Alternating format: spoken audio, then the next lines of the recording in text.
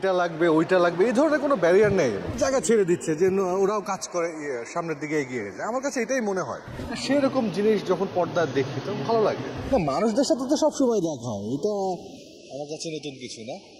সবার সাথে সবসময় দেখা হয়, তবে একসাথে সবাইকে একসাথে পাওয়া যায় না, সেসব বেশ মজাই লাগছে। এই জন্য আজকে রিহার্সাল এসেছি, গতকালকেও রিহার্সাল করেছি, সবার সাথে আড্ডা হচ্ছে, মজা লাগতেছে।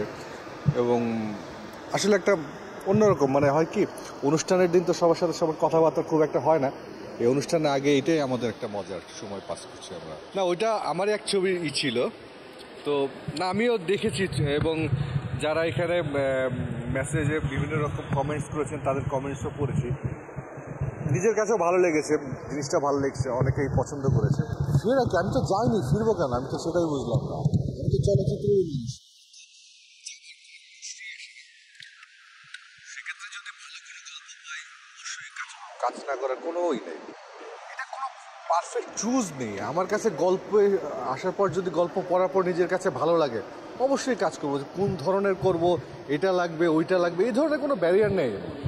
গল্প পড়ার পর যদি মনে হয় যে না এখানে আমি ফিট বা এই কাজটা করতে পারবো, আমি যতটুকু অভিনয় জানি সেটুকুতে এটাকে সুন্দরভাবে ফুটিয়ে তুলতে পারবো, তাহলে অবশ্যই কাজ করবো। আমাদের দেশে যারা সিনিয়র শিল্পীরা রয়েছেন বা যারা সিনিয়র আছেন তারা অনেক সহনশীল, অনেক ভালো মনে হয় আমার কাছে, যে তারা যখনই কোনো নতুন শিল্পী আসছেন তাদেরকে জায়গা ছেড়ে দিচ্ছেন যে তোমরা কাজ করো, আমরা অনেক কাজ করেছি, আমরা আর করবো না, জায়গা ছেড়ে দিচ্ছে যে ওরাও কাজ করে সামনের দিকে এগিয়ে গেছে। আমার কাছে এটাই মনে হয়।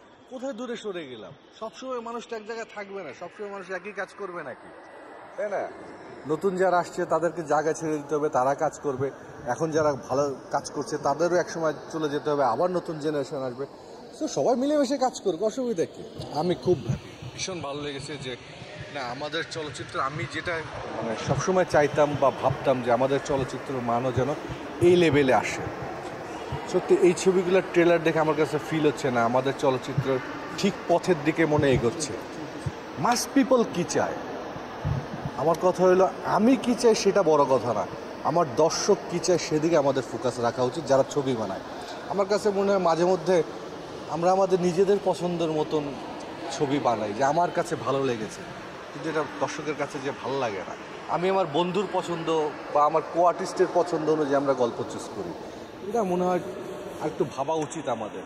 আমাদের যাদের জন্য ছবি, মাস পিপল, বাংলাদেশে 18 কোটি মানুষ যারা ছবি দেখে তাদের কথা মাথায় রেখে ছবি বানানো উচিত।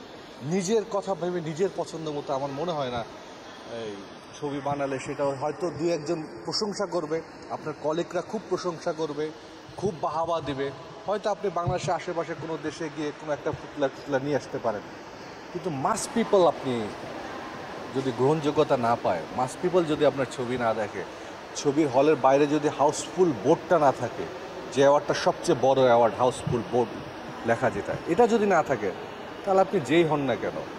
তো বন্ধুরা, এই ভিডিওটি সম্পর্কে আপনাদের কি মতামত অবশ্যই নিজের কমেন্ট বক্সটিতে আপনাদের মতামত জানাতে ভুলবেন না।